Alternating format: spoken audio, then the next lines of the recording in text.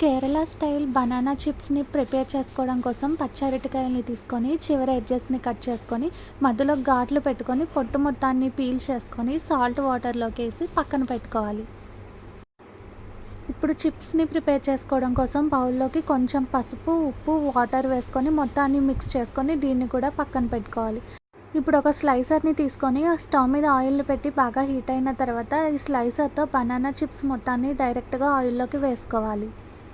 ఇలా చిప్స్ని డైరెక్ట్గా ఆయిల్లోకి స్లైసెస్ని చేసి వేసుకోవడం వల్ల ఇవి ఒకదానికొకటి అతుక్కోకుండా పర్ఫెక్ట్గా కాలుతాయి.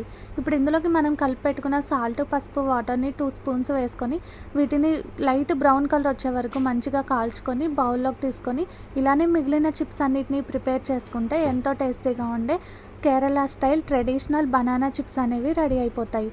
వీడియో నచ్చితే వెంటనే ఒక లైక్ చేయండి. అలానే ఛానల్ని సబ్స్క్రైబ్ చేసుకొని ఫాలో అవ్వండి.